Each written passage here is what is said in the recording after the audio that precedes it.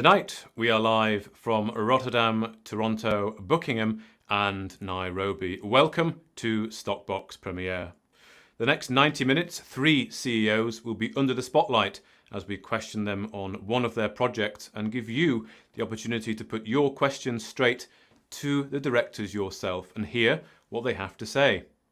It is, of course, ever more important as investors that we take ownership of our investments and research the companies that we want to invest in order to increase our success ultimately. And hopefully, the information in tonight's show will allow you to make an informed decision on your investment, help build the picture, conduct your own research by asking those questions, and understand ultimately how these CEOs plan to deliver returns for you, the shareholders. The 3 directors joining us tonight are Sean Heathcote, the CEO of Neo Energy Metals. That's with the ticker NEO. However, they are not yet listed. They are in IPO. So we'll find out a bit more about that process when we talk to Neo Energy. Stephen Burega, the CEO of Romios Gold. They are listed on the Toronto Stock Exchange with the ticker RG. And Jason Brewer, the CEO of Marula Mining, listed on the Aquis Exchange with the ticker MARU.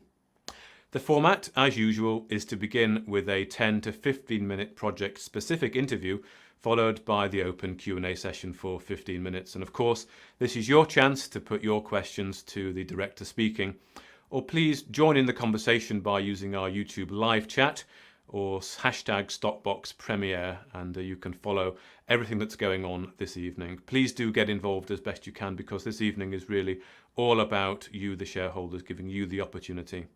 Of course, the directors are bound by market rules, but they will do their best to answer your questions as best they can. So to kick us off tonight, I'd like to welcome our first guest, and that is Sean Heathcote, the CEO of Neo Energy Metals. Good evening, Sean, and welcome on to StockBox Premiere. How are you? I'm very good. Good evening to you too, Mark. Thanks very much for having me, and thanks to StockBox for hosting the event. No, thank you very much for your time. It's very interesting to be talking to you this evening. We're going to be talking about the Henkries, I hope I'm saying that correctly, the Henkries Uranium project, which I believe is it's a pure uranium-focused company and the only pure uranium play on London when of course you IPO. Is that right? That's correct, yes. Obviously, Neo Energy Metals in the title says we're basically focused on exploration and development of energy metals projects. We'll be listing on the standard exchange by means of a reverse takeover. So there's already a listed entity that we'll be reversing into. And that will make us one of a very small number of uranium players on the LSE. I think there's one other in terms of aura that's already there. And obviously the yellow cake, which is the ETF. Yeah. I mean, sustainability is at our core, in one of our core values, obviously being an energy metals business. So it has to be there. And our strategy is going to be to acquire and develop energy metals projects, primarily uranium. And like you said, our flagship project is the Henkries uranium project in the Northern Cape of South Africa. Our strategy is obviously to grow a portfolio of similar types of projects, both regionally within the Northern Cape, where we see a huge potential for uranium exploration, and then further afield in Africa. We're already in advanced discussions with several people around further acquisitions to grow that portfolio. And we've got a very diverse and inclusive board, which is very experienced in developing resource projects in Africa with decades of experience. Obviously, and then we're poised to take Neo Energy into a cleaner energy transition. Indeed, well, what a great value proposition there. The only pure uranium play on the London markets, and of course, uranium and nuclear power. Some would say controversial, but if we're honest about it, we need to fill that gap. Really, if we're going to transition to the green economy, we need something in between. And uranium is green, it is done in a safe manner. Nuclear power is a good way to go. So, I mean, you said there, is it just the one project at the minute, the Henkries project, but you're looking to expand the portfolio? Yeah, I think that's where we're sitting. But I mean, you did mention there about the green aspects of uranium. I mean, we are in a super cycle, and I know I don't want to talk too much about the super cycle now, but in terms of where the uranium market sits relative to where it has sit historically, I think it's key to mention, particularly for investors, where the fundamentals have changed over the past 18 months for the uranium market. You said quite clearly there that nuclear is now green. It never used to be. There was always sentiment against nuclear, which is really what stopped Henkries from being developed historically. And it was all the negative sentiment and the negative aspects in the market that held Henkries back from moving forward. But yes, we're in the throes of a green energy transition, and obviously there's a change in taxonomy of nuclear now being green and sustainable alongside solar and wind, and certainly in the European environment, and the US is following along the same lines. It's more reliable than the likes of wind or solar. You've got more uptime, and it's a very, very low carbon footprint. There's obviously a nuclear revival that's taking place with 57 reactors under construction. You obviously heard today, I think it was on Sky, they made the announcement that Sizewell C has now had another stage of its approval to move forward into development, which is going to be a huge boost. I think it's 7% of the UK's power is going to come from one nuclear reactor going forward. So there's certainly a commitment to nuclear. And the SMR plants that the Rolls-Royce is looking at building, China's already building one in I think it's like Hunan province, which is the small modular reactors, which give you more localized and lower cost power.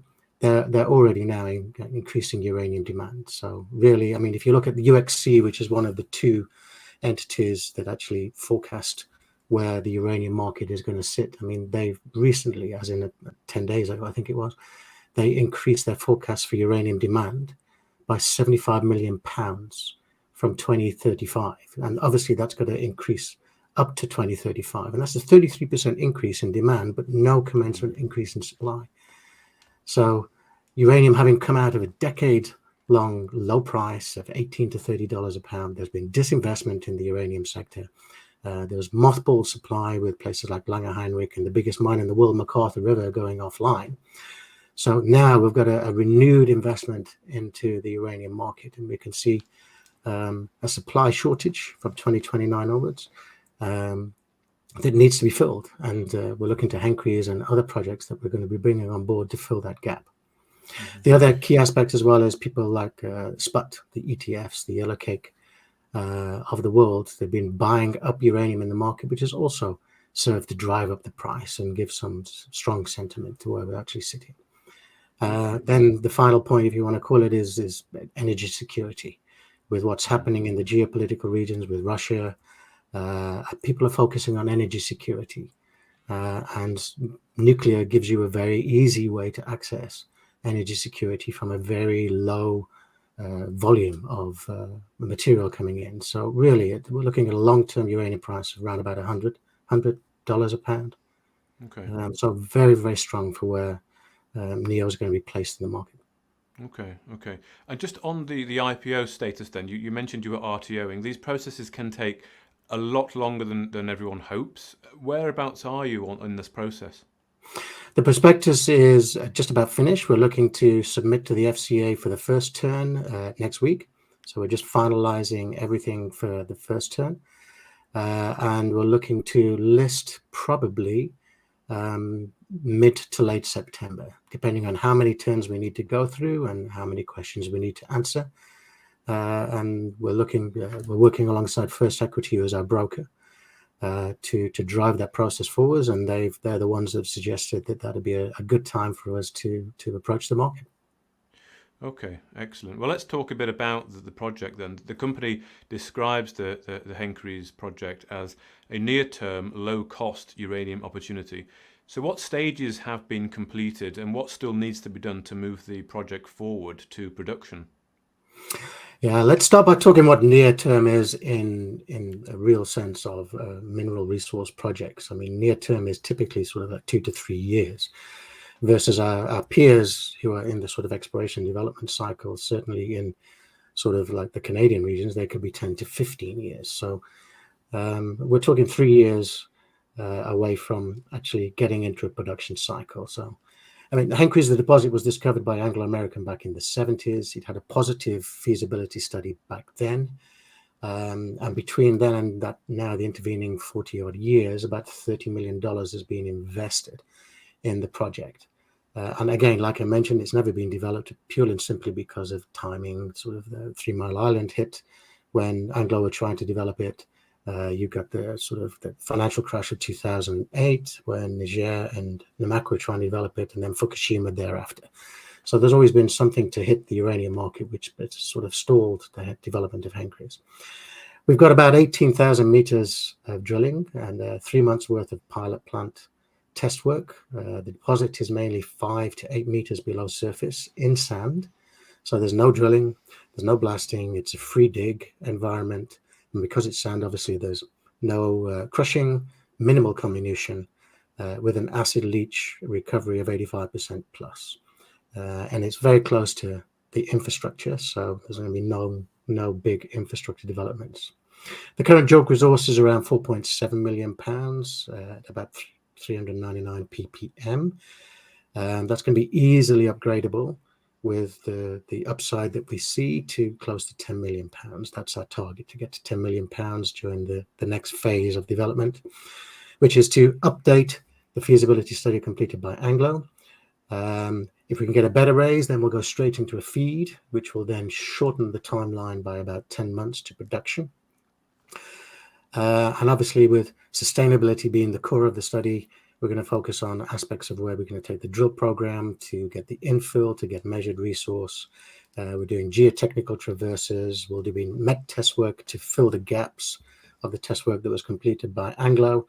Obviously, there's no virtual data room from 1970s material, so there are quite a few gaps in the analysis, but we'll fill those in, and those have already been identified. And the idea is to be in production within the 3-year period with a low-cost, a modular plant with a low carbon footprint. Okay, and you're looking to raise money, presumably on this IPO. Have you got a figure in mind that you'd like to get to, and have you allocated that to a plan of action?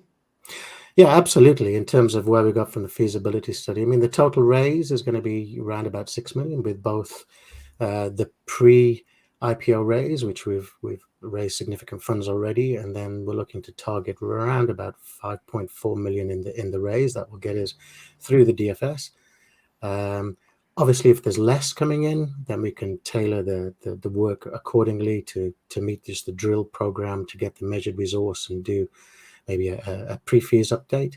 The more we get in, obviously, the more we can focus on the feed aspects of the work and take it from there. But yeah, that's where we're sitting in terms of the raise requirements. And obviously, we've got an extensive working capital approach in terms of all the met test work and all of the EIAs, everything that we need to be putting in place during the next 18 months. Okay, and you mentioned that there already is a JORC compliant resource on the project. Can you tell us a bit more about this? Yeah, it's obviously JORC and a 43101 compliant resource. We'd actually fulfilled it as a 43101, which meets both criteria. Like I said, it's 4.7 million pounds.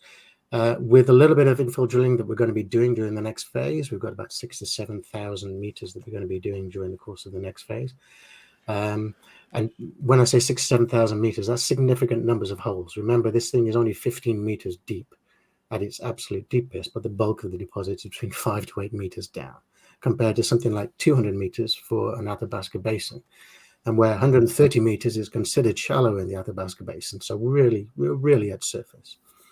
So, like I say, we're targeting an infill drilling to get us an additional 2 million pounds very quickly off the bat, and that's been identified by the competent person to say that's what you need to do to get to 7 million pounds quite quickly.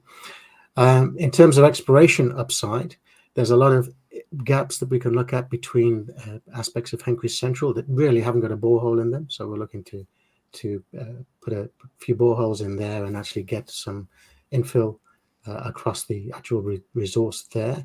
And also we've got access to a radiometric and an EM survey that was done fairly recently, not available to anybody historically. And this is at 200 meter spacing, and it covers the whole of our prospecting, right?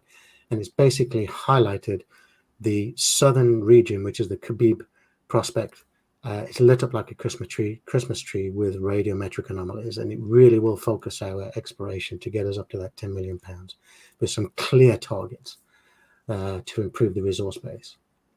Okay. Similarly, we're looking at an acquisition. There's other prospects that are and prospecting rights that are quite close to us.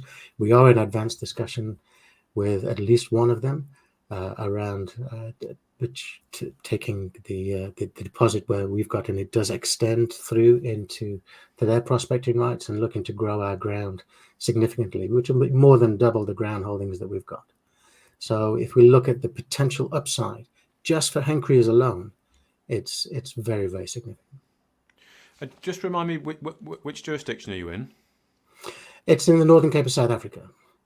In South Africa, yes. Okay. Now, you mentioned Athabasca there. That is, of course, in Canada, and that is prolific for uranium exploration. What is the area like where you are then for exploration for uranium? And I understand as well, in your specific location there's quite a lot of infrastructure already in place as well. So can you maybe give us a little bit more about what it's like to explore for uranium, and also what it's like specifically with your project in terms of logistics and other aspects that will help you get to production in, you said, 3 years, hopefully? Yes. If we look at the Northern Cape in general, I mean, the South Africa in particular has probably got about 3 zones of uranium resource. There's one which is sort of associated with the gold around the Transvaal area. There's another one in the Bloemfontein area, and then there's the Northern Cape itself, which is literally around. There's granites in and around the Springbok area, which got radiometric anomalies, so that the uraniferous granites, and they've leached down through the various paleo channels that exist and old river channels that exist, and it's leached down to the Henkries deposit where it sits now. But if we look at that whole area from the radiometric survey that we've done, it's enormous amounts of pockets of highly prospective radioactive zones that we can actually pick up on the survey. So the whole region we see as a very, very strong prospect for future exploration. You mentioned infrastructure. I mean, that's one of the key differentiators for the Henkries project itself. I mean, a lot of uranium projects, or mining projects in general, they can have a heavy investment requirement for infrastructure up front prior to actually being able to exploit the deposit. You take other prospects in Africa where as much as 20% of the total capex has to be invested in power, water, roads before you can even start accessing the project itself. And so it's a significant hurdle to development. And with Henkries, we don't have that. Henkries is 2 kilometers south of the Orange River, which is the biggest river in South Africa and the 7th largest in Southern Africa. Okay, Africa in general, more than that. We've got 11 billion cubic meters of water per annum come down it. I mean, the last time I was there, it was in full flood and it was about 100 meters wide. So there's enormous amounts of water within 2 kilometers. And actually the water pipeline that feeds Springbok runs through the deposit. Okay. There's actual water on site. We're in the last 15% of that water course, so any downstream impacts is going to be minimal, and our offtake is not going to be significant anyway, relative to that 11 billion cubic meters that's there. Okay. In terms of power, power lines run across the site up from Springbok, and they're used to obviously power the water pumps, but it literally runs across the site, so we're not having to invest significantly in power. Where the main substation is about 1 kilometer away from the edge of the prospecting right. If we look also, there's massive potential for renewable energy. I mean, it must be 345, 350 days a year that's sunlight. You've got the Orange River in terms of a potential power source. The Orange River Valley is a valley. It's got a high wind propensity. It was really windy whilst we were there last time. And then if you look at we could put an air curtain across the Orange River, take the plastics out of the river, then look at a low temperature plasma catalysis to then recover hydrogen from that and PE from that. So there's a whole suite of potential that we can actually put into to sort of get power to the site from a renewable perspective, added to which you could look at biodiesel from Jatropha, because there's palm plantations literally running all the way around the region, which means the trophy is going to grow as well. And then obviously the roads which then service the water pipeline, they run right across, and it's 36 kilometers on an existing road. We don't have to create it. We might have to seal it, but we don't have to create it. 36 kilometers down to the main highway, which is the N7, and it's 675 kilometers then down to Cape Town, which is the only Class 7 export facility in the whole of South Africa. So we're close to all of the infrastructure, and capital costs associated with infrastructure will be very low. Okay, excellent. Well, it certainly sounds like there's lots of things in place there. So looking forward to seeing how you get on. It's September, you said, hopefully for the listing, yeah, hopefully. Yeah, that's what we're being advised, and that's what we're working to. And like I say, we've got a timeline for submission. So excellent. As it stands at the minute, we are working frantically to make sure that the first submission goes to the FCA early next week. Okay, well, let's open the floor to questions from investors. The first one I had that already came in relates specifically to the IPO. It's simply, how do investors get involved in the placing? I presume it's contacting your broker, First Equity. That's it. You can speak to Jonathan Brown or Jason Robertson at First Equity. They are the two experienced guys leading our IPO and leading the charge in terms of our fundraising. So please have the chat with those guys, and they'll point you in the right direction. At FE. Okay, super. The next question I have, NEO currently have 70% of the project. Are there any plans to increase this percentage holding? In South Africa, there's legislation which requires that you have what's termed a Black Economic Empowerment Partner, which we have on board now. He's been with the project, and we're retaining him through the project, and he will stay as a non-executive director of NEO Energy once we list as well. But obviously that legislation precludes you from growing beyond the 70%. So 70% will be the maximum that we'll be able to achieve, unfortunately. And that will be the same for any South African entity and any South African mining company. So it's no different from anyone doing business in South Africa. Okay. Now, are there any plans from the company? Are you exploring offtake agreements? Strangely enough, it was, I won't mention which of the current uranium producers, but I was at a one-to-one conference down in Cape Town in May.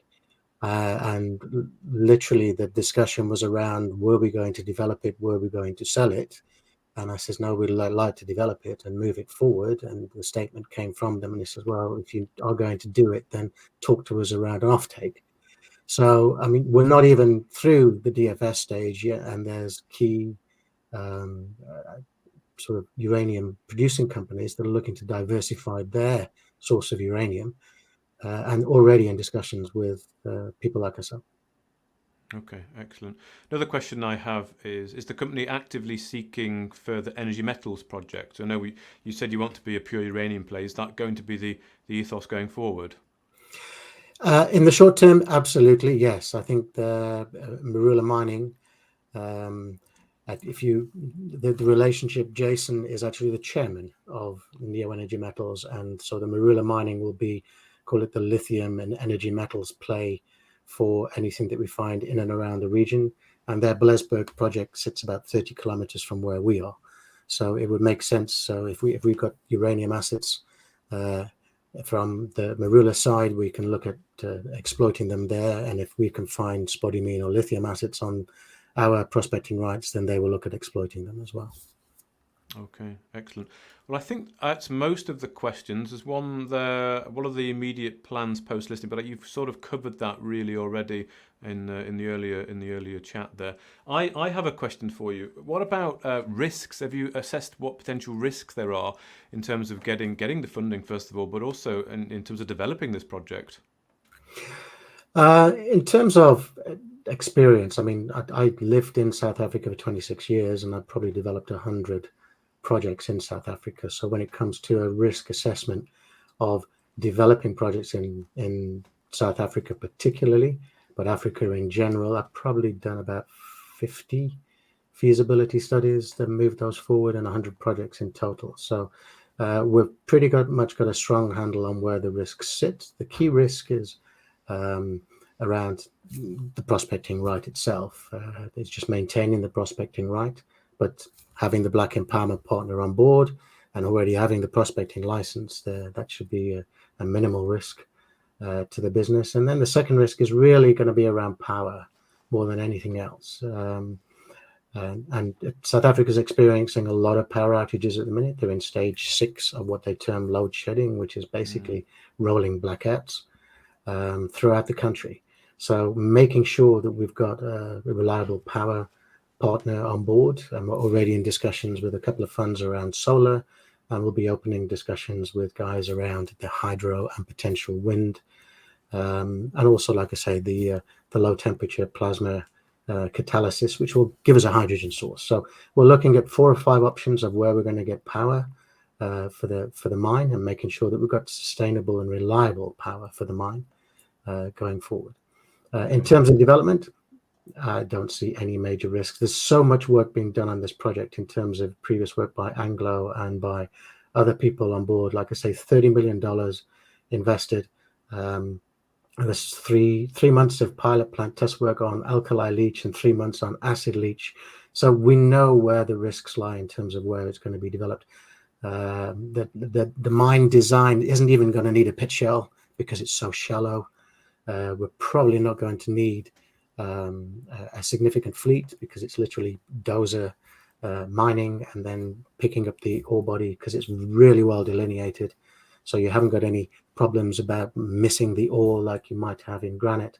So there's a whole suite of positives that we can talk to about the Henkries project that really differentiate it as a potential investment.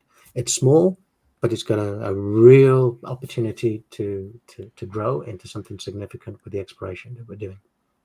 It does sound like a very interesting project. I'm going to be watching it closely as we get into the autumn. I hope you can share some images or media perhaps from site or something and just continue to build that picture, because it does sound like a very, very interesting project you've got.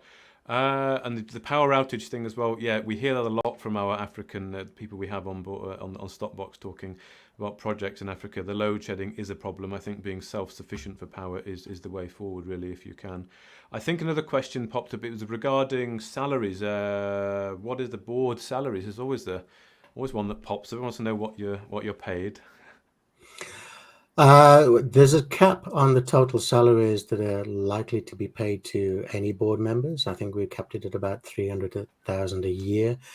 All of the board salaries have been compared to the total market, to our peers, and all of them are under where our peers are actually sitting, even to the level where the board members are probably a little bit less than where the bottom end of the market average for London listed entities. And certainly in terms of the CEO, he will be shared between a number of businesses as well. So in the development stage, you don't need a huge amount of financial management of where we're actually sitting. But if I take the split, we're running at about 22%, 23% total corporate costs in terms of our working capital, versus something like 56% will be going into the project.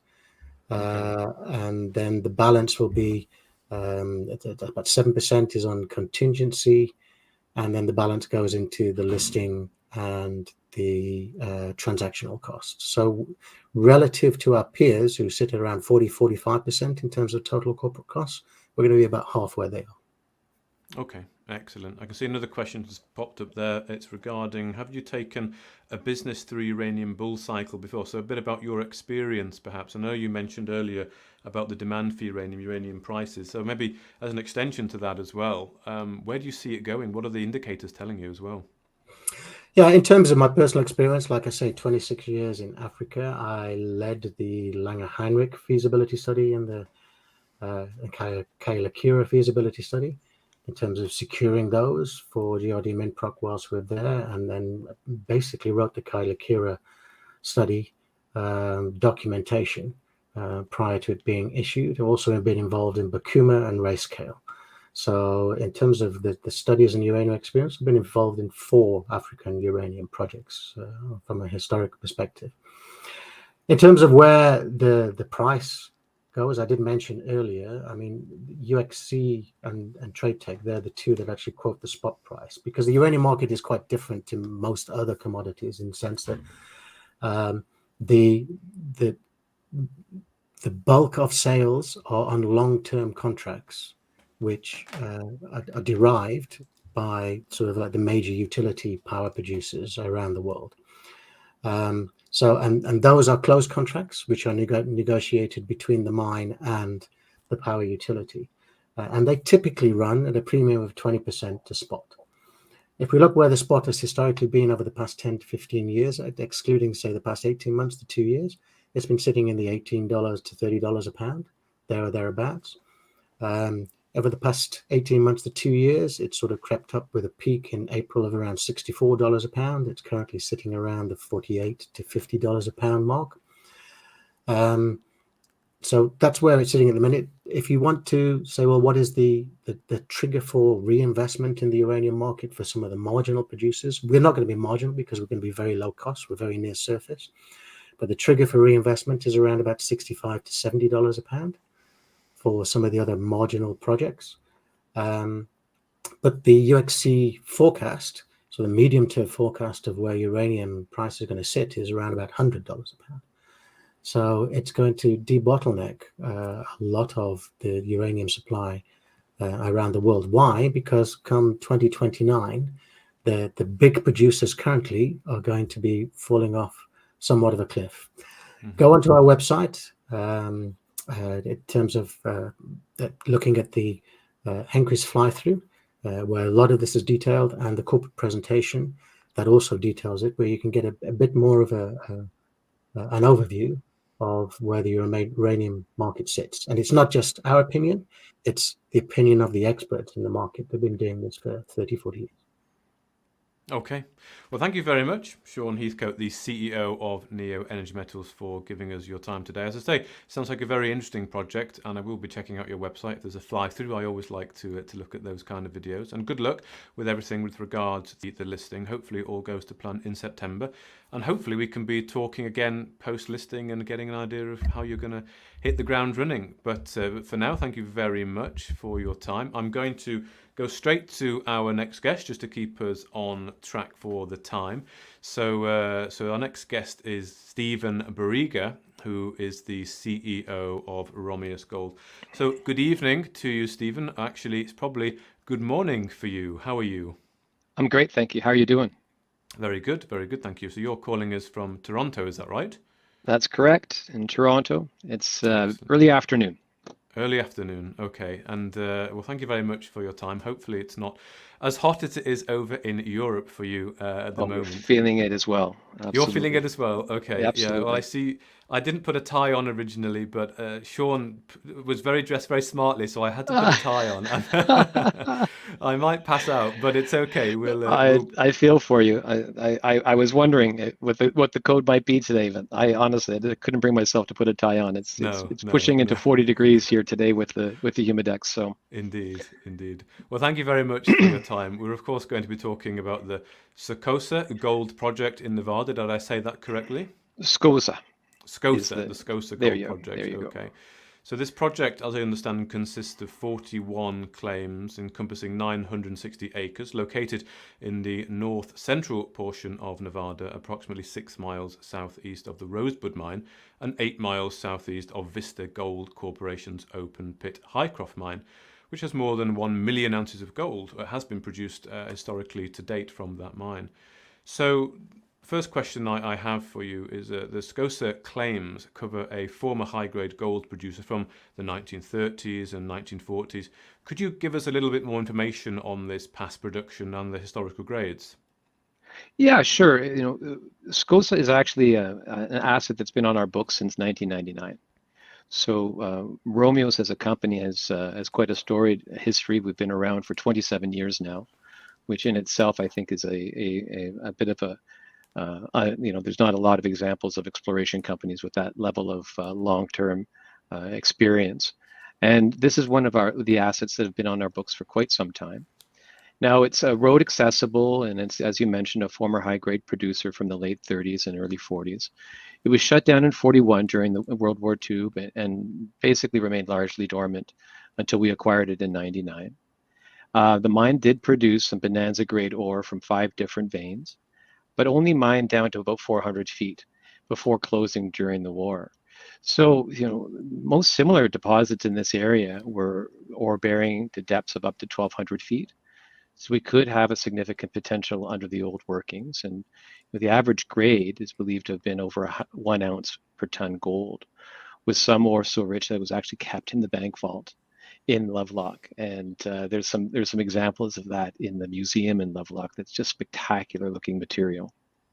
Now, we undertook 3 drill programs back in 2000, 2003, and 2006. And these holes returned some spectacular high-grade results, up to 260 grams per ton gold over 2 meters. That's about 8.5 ounces. So these drill programs did have some technical issues with poor core recovery back in the day, and the underground workings were hit, but they did provide enough detail where we were able to complete a new 3D model of the underground workings and the orientation of the high-grade gold zones. So this new 3D model indicates that there's a large open area under that main working that has not been intersected by drilling to date. And combined with our recently revised geo model, I think we believe there's great potential to find some high-grade ore at relatively shallow depths right underneath the old workings. Okay, so you've had this project for a long time, since We have. 1999. So yeah, that's a long time. I understand that back in the early 2000s you hit some pretty amazing grades with some good intersections. Could you give us some more color on these? Yeah, well, we don't actually know how much was produced at Scossa. In typical Nevada fashion, there's very little continuity in data sets. So we just don't know really how much was produced between 30 and 35 during that main time frame where production was taking place. But from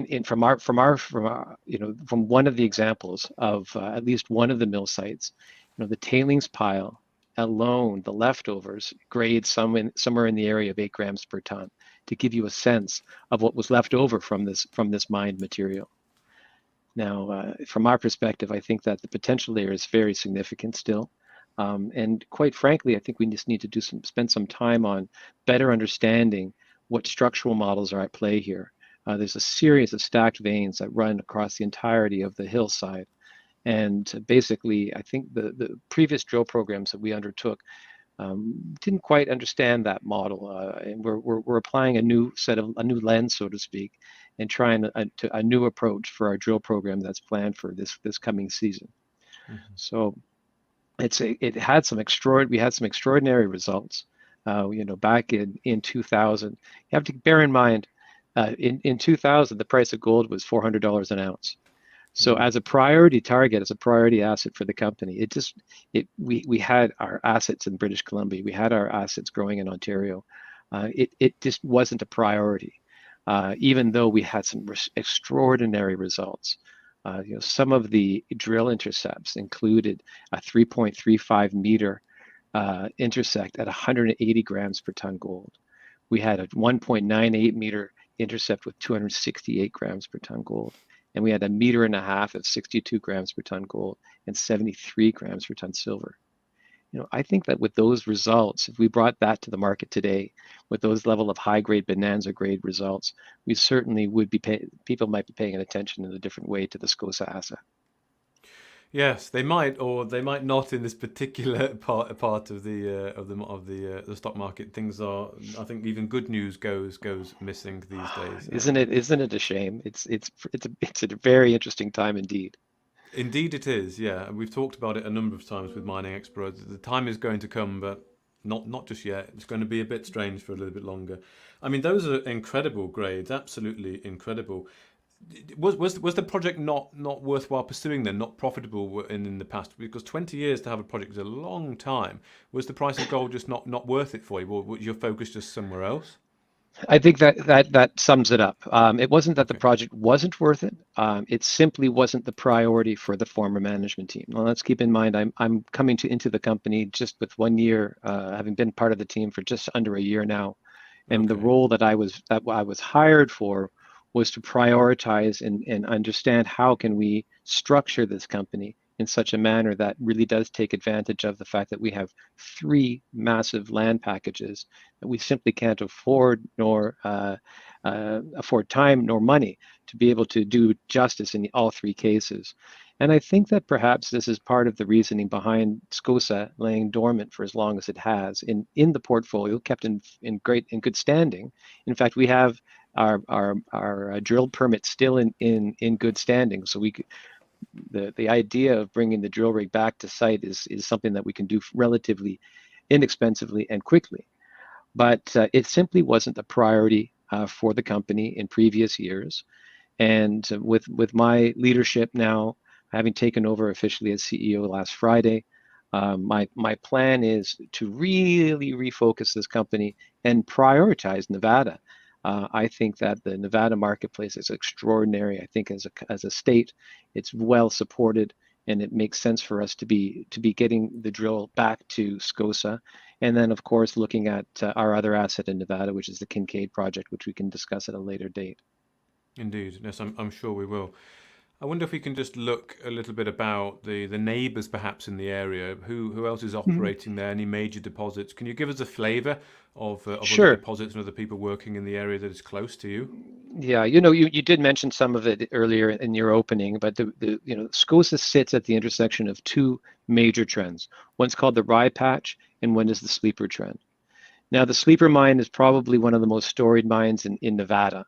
It's 80 kilometers northeast of our property. And in fact, the Sleeper mine's claim to fame was the fact that it produced 500,000 ounces of gold from a single vein that was exactly 1 foot wide, 140 feet long, and 70 feet deep. Extraordinarily high grade gold came out of that vein, and it's in the neighborhood. So it's obviously when we look at the storied history of Scossa having averaged over an ounce per ton material that came out of the 400 feet that was mined, it's reminiscent. And in fact, our long-term chief geologist in Nevada is the former chief geologist at Sleeper, so he understands that model very, very well. Now, you had mentioned the Rosebud mine previously. That's only about 10 kilometers away. Highcroft as well, about 18K in the distance. And then southeast of us, we have Argonaut Gold's Florida Canyon deposit, which is producing some 54,000 ounces last year. So, we're surrounded by production. I think it goes to say that there's the neighborhood's great. The opportunity is there if the asset is what we think it is. And this upcoming season, we're going to spend some time better understanding the structure. We're going after something called a boiling zone, and essentially it's where the fluids come to surface as it's approaching. It hits a certain level and starts to boil, and that's when the gold and the silver precipitate out and become high grade columns. And that's really what we're after, because we see at Scossa that the continuity of the ore along these veins is that it's pocketed. It's quite high grade in certain areas, and then it could be a lower grade and then a higher grade silver as opposed to higher grade gold. And so it's a complex system. And this drilling campaign that we have planned for this upcoming season is meant to identify that boiling zone, because everything above it has the potential of high mineralization. Okay, so you've alluded to a little bit there, but what is the plan then? You're newly appointed CEO. It seems like the focus is going to be on Scossa. You've got a drilling program planned. What are the main plans here? What is do you have a personal objective for the project in a certain time frame? In a perfect world, I would love to see the drill program completed within this calendar season. I think that given the work that we have to complete in Ontario and in BC with a very narrow time frame, that means we won't be getting into the Nevada work until sometime in September, early October. But my goal is to get the drill rig turning in that sort of late October, early November timeframe. Obviously, working in Nevada is very different than working in the Rocky Mountains of the Golden Triangle, where everything is helicopter supported and quite costly. In the case of Nevada, in the case of Scossa, it's road accessible. You drive your rig up to your drill site, and you're off to the races. So my goal is to complete the drill program within the calendar year, have results out on that front, and hopefully better be able to delineate what is truly at depth below that 400-foot level, which I'm sure your listeners and viewers can appreciate is a very shallow mine at this stage in the game, given the fact that they only went down 400 feet, and the potential of similar style mineralization models in the region go some 1,200 feet down. We certainly think that the potential is high. And then, of course, the other side of our program in Nevada is going to be some initial work at the Kincaid project. Okay, so it's hoping to get a resource or not, just still working on trying to understand where this boiling zone is that you... Yeah, I think it's a great question, and I don't think we'll be getting to a resource at this stage. It's going to require some additional work, additional drilling for sure. That's a goal, of course, of any work program, is to build out a resource. But the fact of the matter is that at this stage, it's more about understanding the structural constraints that we're dealing with at Scossa first, so that we're spending our money wisely, and we have the drill turning in appropriately to best understand that structure. So yes, I want to get to a resource, but at this stage, this first program's probably not going to get me there. Okay, well, thank you for that. So let's see what questions that we have for you. Have you considered listing in London? Probably not the best market to list, but I would put it as a maybe. At this stage, we do have our Frankfurt listing. I think that the London exchange and forgive me, the cost associated to a listing in London, you really need to be certain that it makes sense. So we're a small company with modest means. Further down the line, as we develop our asset base in Nevada, perhaps as we perhaps spin out some of the Canadian assets, or find strong partners for them, and we see that market capitalization increase for the company, perhaps down the road a London listing might be a possibility. Okay, excellent. Another question. Yes, I saw this one earlier. You recently said in a podcast, as a podcast that we did only last week, that there are enough projects for 3 companies. Is there a strategy here to achieve this? There is. If I could digress a bit, just to describe what we're dealing with, we have large land package of claim blocks in northwestern Ontario, primarily surrounding the Musselwhite mine, which is one of Newmont's workhorse mines. They produce approximately 250,000 ounces a year out of that location, and it's on a greenstone belt that has 2 players in it, ourselves and Newmont. That's quite far north. Requires significant resources to complete drill programs, as it's all floatplane and helicopter supported. So there's a real possibility to find a partner to take that group of assets forward, or possibly spinning that group of assets out into a new co. So through a plan of arrangement that is offered, in a structural model that's offered here in Canada, I can then spin that out to the benefit of our Romios shareholders. They in turn receive a pro rata ownership in the new structure. And then in the case of British Columbia's Golden Triangle, we also have a very significant land package there, which encompasses some 400 square kilometers of claims that is all along the southern boundary of the Galore Creek asset that's run by, or co-owned, I should say, by Teck and Newmont. Galore Creek being one of the largest undeveloped copper gold porphyry targets in the world. We have 3 copper gold porphyry targets on our properties that are known: Trek North, Trek South, and JW, 2 of which are currently undrilled tested, but have all the surface showings of significant size and mineralization or structure that you would want to see on surface. And we're currently shooting IP there. Now that IP is going to give us an idea of what depth we're seeing at Trek South and at JW. But the goal again would be either find a strong partner with the deep enough pockets to do a proper exploration drill program on copper porphyries, and your audience will appreciate it's quite costly to drill out copper porphyries properly.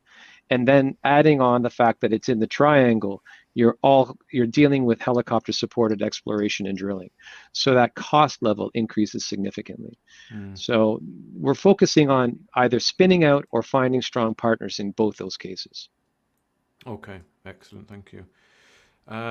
Marketing has been non-existent in the last few years. What are the company planning to do to improve communications? Any plans there, Stephen? So there's a significant plan to right that ship, so to speak. I think the company as a whole has been under great stewardship by former management to maintain all of these assets is amazing. And when I came on board and I looked at the fact that we had 3 large packages of claims in strong jurisdictions, I was amazed, because you simply can't bring that together, I don't think, at this level, in these locations surrounding well-known assets. In today's day and age, it's just impossible. So that was wonderful. But I think in so doing, in keeping things in good standing, they let the marketing and the communications aspect of the business fall a little short. So I am making a very concerted effort to 2 components of what I want to see to develop a healthy storyline for a company. First is creating a healthy market, so people can buy and sell shares as they need to. I think that's a priority to show. And secondly, it's a matter of communicating and telling what is relatively complex story in a way that people can consume it. So that's where that ensuring that there's some level of continuity across websites, marketing materials, and these levels of conversations and communications activities is really important, and we haven't done a great job of it. If any of your viewers go to our website today, you're going to find a tired website. It's being replaced in very short order. It's in fact a little bit delayed. My hope was to have it up by now, but hopefully by the end of this month, a brand new look and feel for the company. And hopefully that's going to help breathe some additional life into our story, because we have extraordinary assets. And quite honestly, after 27 years, people tend to forget. So for me, it's been this a really fun experience, because I'm able to reinvigorate the story, to tell that story with a little bit of a different life to it. But we're dealing with assets that we've had on our books for 20 plus years. Indeed. Well, okay, good luck with that. I look forward to seeing what's coming out there. It is very important to tell that story and articulate it. The market is often driven by more emotion and people buying into the fundamentals help, but in this day and age, with everything access to information on people's mobile phones, you need to be out there banging a drum, really. So, absolutely, you do.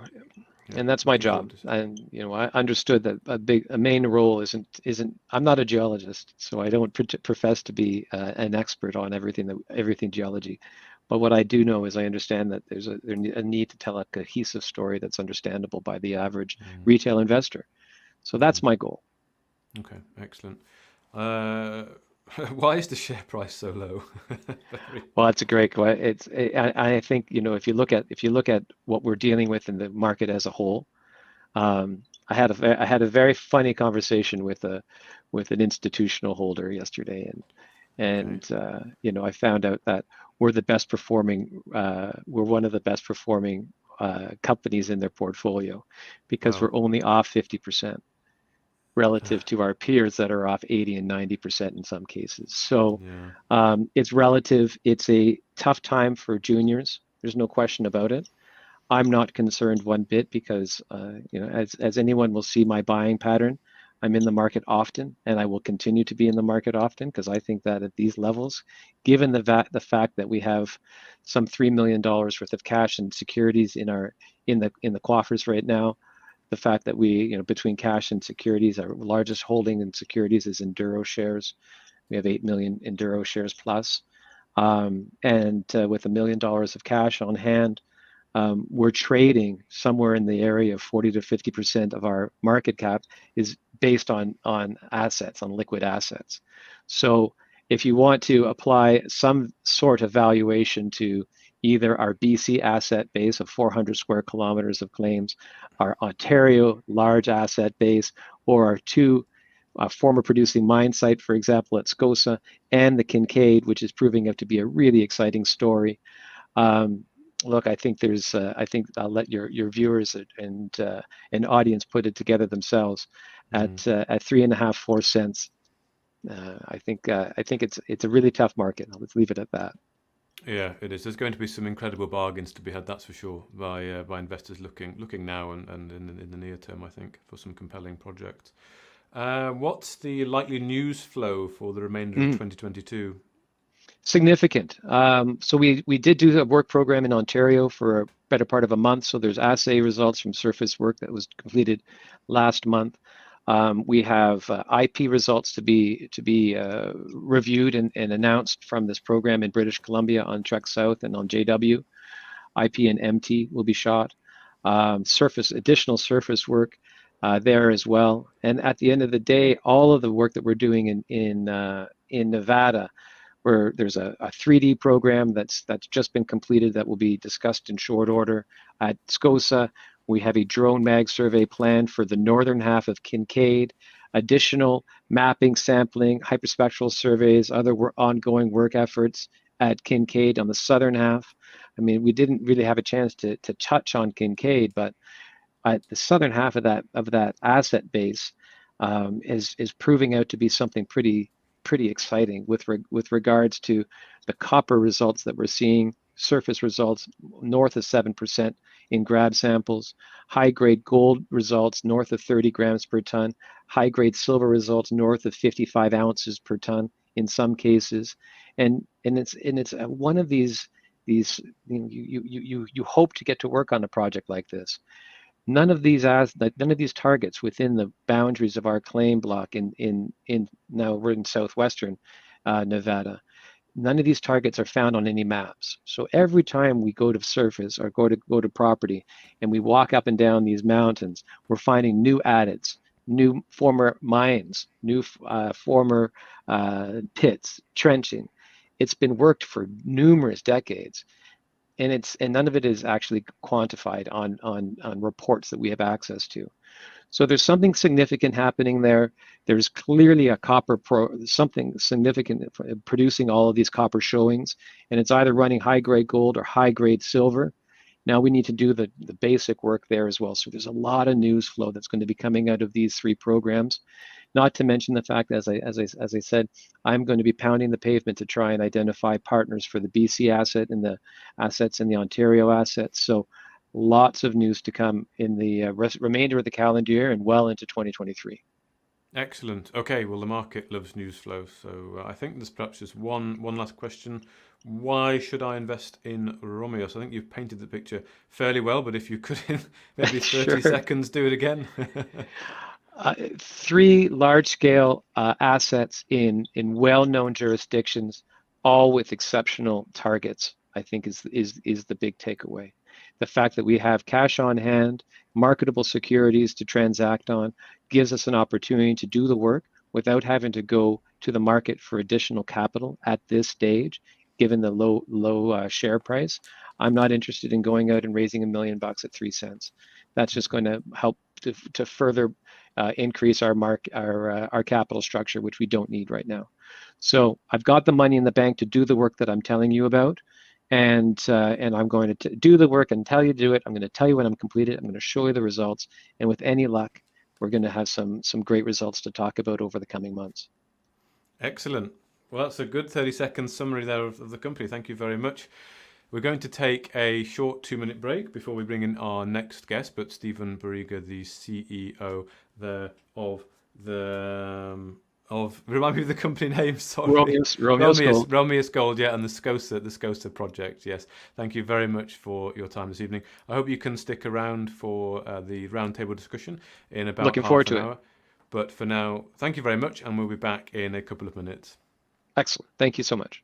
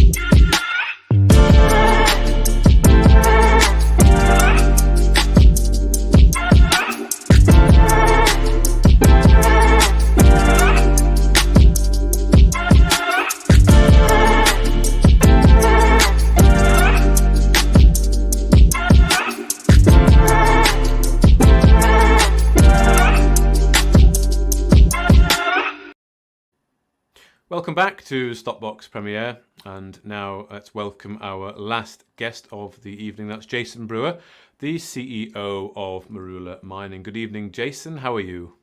I'm well, Mark. A late night here in Nairobi, but all very good indeed.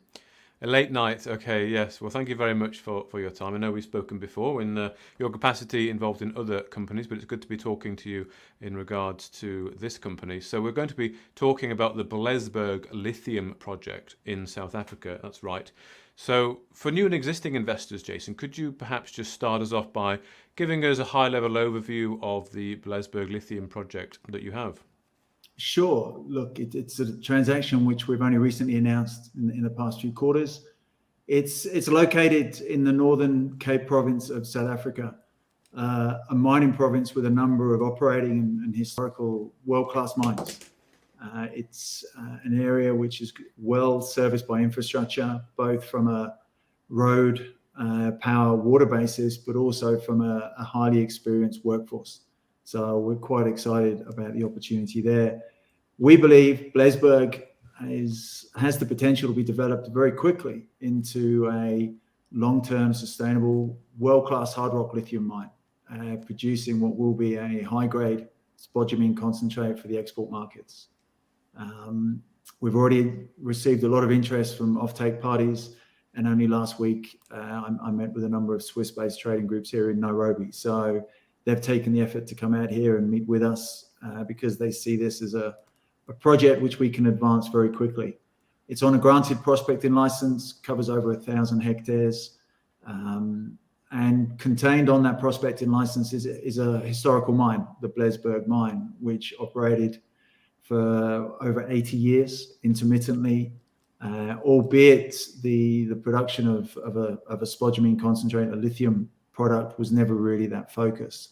So, you know, it's something which is very much of interest to us. It's considered to be one of South Africa's largest economically mineralized pegmatites, with over, between 8 to 10 million tons of identified resources. So it's something we're quite keen to advance, and where you've got sampled grades of anything over 6% LiO2. So it is something which we're quite excited about. Conventional open pit mine, simple beneficiation to produce that concentrate. And look, it's a mine which, given its historical production, has got some significant waste dumps there. And as I said, spodumene was never really the focus. Lithium was never really the focus of those operations. So from what we've seen, there's close to 400,000 tons of waste dumps containing anything between 20 and 25% of spodumene. So an exciting project for us, which we can accelerate development of. Well, you've mentioned that about quick development and accelerating. Do you have an ideal time in mind? Look, we're on the ground. We've been on the ground, but we're pushing ahead with a bulk sampling program to commence next week, and which the results of that bulk sampling program will be to optimize the process flow sheet.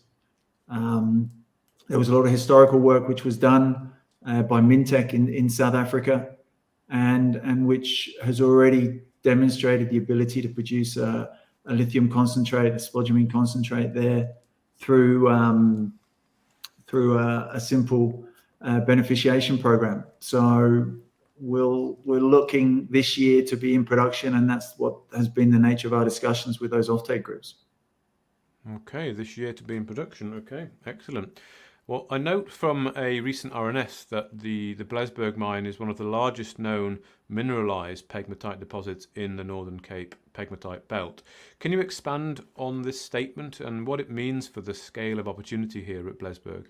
Yep, sure. Look, there's between 8 to 10 million tons of economic mineralization within this pegmatite region covered within our license. So the majority of the resources which we're targeting are contained within the main Blesberg or Numus 1 ore body, which extends well over a kilometre and with widths of anything between 20 and 40 meters. We've been in the old pits, the old quarries, and you can see the spodumene crystals, which are as big as your body. It's geologically, it's something which is quite unique, I believe. There's several other pegmatites which have been identified there, which give that increased level of between 8 to 10 million tons. The main lithium zone within that Blesberg Numis 1 pegmatite, we've modeled it down to 30 meters. It extends well over 50 meters. So, there's some significant mineralization contained within this pegmatite. And it's a pegmatite that really has not been actively explored or systematically explored in recent years for that lithium. So it gives us a lot of hope, a lot of confidence in just how big this could be and how well we can push ahead with this exploration over the course of the next 4 to 5 months and establish quite a significant resource here. Okay. Now, am I right in understanding that Blesberg was also a former producing mine? How long ago was this, and what were the primary commodities? Was it spodumene as well? Well, no, it wasn't really the spodumene. Let's be realistic amongst ourselves. It's really only the past decade or so where that lithium, the demand for lithium for that electric vehicle, for the modern green technologies has really come to the fore. So this Blesberg was an active mine between 1925 and up to 2003, operated intermittently over there, small scale, by private individuals, by families, by cooperative mining groups there, selectively mined for the feldspar, for the mica, and importantly for the tantalite. The only real processing there was for the mica, which they had a small milling operation there. Other commodities at Blesberg which have been defined include the spodumene, of course, the beryl, the bismuth, and there is a very high quality, high purity quartz. So when we're looking at mining, there really is no waste product here. So it's quite attractive. I mentioned tantalite, and obviously that's got a very significant role to play in modern technologies. But Blesberg, the Blesberg mine has been by far one of the largest single sources of tantalite in South Africa's mining industry. So the project, the opportunity here is yes, very much the lithium, the tantalum, and some of those other byproducts too.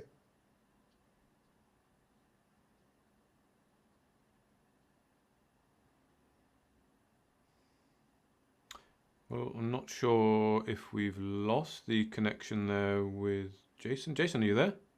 I'm still here, Mark. Oh, okay. Sorry, you went blank for a second. I think you had pretty much finished answering the question anyway. Okay, not a problem at all. I wanted to ask you a question about, you've had a lot of experience in Africa, haven't you? That's kind of where you've been involved in a lot of companies. So what can you bring from your past experience to this, and lessons learned perhaps when you can apply to this role now that you have? Yeah, look, I've really been focused in Africa. I mean, when I graduated as a mining engineer, my first job was in South Africa, and South Africa, it's great to have a project there now. It's a first world mining infrastructure, a mining sector that is really the envy of the rest of Africa, given the road, the rail, the labor force, the regulatory environment they have. So, I've been active here in Africa for the past 25 years. I'm living here now in Kenya, in Nairobi, and have the ability to get around Africa very easily, across to Tanzania, down to South Africa. We're busy looking at stuff, and we have stuff in Zambia, of course. So, I'm on the ground. I've financed many projects here during my days at Rothschild's as a fund manager based in Perth. We had a number of investments here. But for me, it's being on the ground. It's being able to meet with the management teams here and negotiate deals which add value to our company, but also allow projects which have been perhaps struggling for a lack of capital from a management team. And I think we can bring that. I can bring that with the people I'm working with, the team I've surrounded myself with. And I think that bodes well for the future of Marula in the next 6 to 12 months. Okay. And just remind me, did you say you want to be in production by the end of this year? Yeah.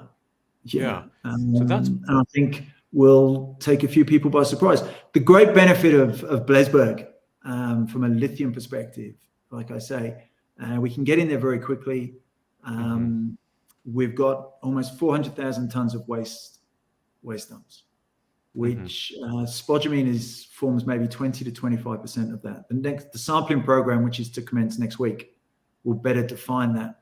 But there's an opportunity to get in there and start production straight away from those waste dumps.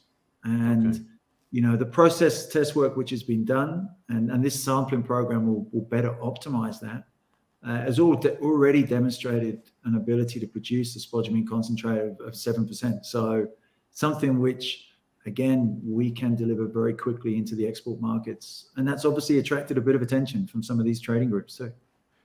Indeed, I'm sure it has. So lay out the steps for us then, Jason, from now until the end of the year in order to get there. You say you've got some sampling going on next week, and you'll be looking at the waste dumps as well. So tell us what the plans are. Look, previously there was over 60 tons of material that was tested from a process flow sheet basis, from a dense media separation, flotation, gravity, and that's what defined or set out that you could produce that high-grade concentrate in just a single stage concentration. You put in a recleaner stage, you're up towards that 7%. The work now on this bulk sampling program is to really optimize that work. From a risk perspective, that's already been I wouldn't say eliminated, but the historical work supports the next step, which we're taking. Clearly, we want to expand the resources. So there is a systematic exploration program, which Peter Hibbert down in South Africa now is busy finalizing, and we'll put forward for approval, and we'll commence that, I think, late August, September, with a view that will be conducted throughout the rest of this year. The offtake discussions already advanced and proposals received, so we'll certainly look to concrete cement them down over the coming months. So yeah, we're getting the foundations right in the company over the past quarter, and that's set us up quite well for this current quarter now. Indeed. So can the market expect lots of news flow the next 2 quarters? Yeah. Yep. Absolutely. We've hit the road running, I think, already. Okay. Look, when we took over the company, I stepped into the company and took on this CEO role, there had really been very little activity. And I think we've put out more news in the past 3 months than in the previous 12. We've already secured 2 projects in key commodities that the market is keen to invest in and support. So getting news out on the activities at Blesberg is critical for us. And that next phase of, test work, bulk sampling program commencing, the test work results, the optimized process flow sheet, the approvals, permits to allow us to retreat those waste dumps, the offtake discussions, the entering into of offtake agreements, first production, first sales, revenue coming through. So all of which we expect to come through in the next 4 to 5 months. So an exciting second half to 2022. Excellent. Okay, well, I look forward to keeping tabs on the news then, Jason. But let's open the floor to questions from potential investors. The first one that I can see, what are the projects and commodities are you looking at, if any? The whole point of Marula was to set it up as certainly not as a single project company, but as a project that is targeting the battery metals, the metals, the commodities that are critical to the new technologies that are fast becoming, so necessary for our world. So we have a project already secured in northeast Zambia, niobium, tantalum, rare earths, and phosphate, a major carbonatite system there, where the guys were on the ground. Well, we've got guys on the ground now, and they were there 2 weeks ago. So that's pushing ahead. I've been in neighboring Tanzania here about 5 times over the past month and a half, and we've been looking at a number of copper, producing graphite operations, and even some cobalt, which has been identified there. So Tanzania is looking very attractive for us. Here in Kenya, the head office, the operating office is here. So some very interesting manganese, some very interesting graphite, copper. I used to do a lot of work in the DRC, and I thought the DRC had some of the highest grade copper projects I'd ever seen. But recent experiences here in Kenya and Tanzania has certainly surprised me.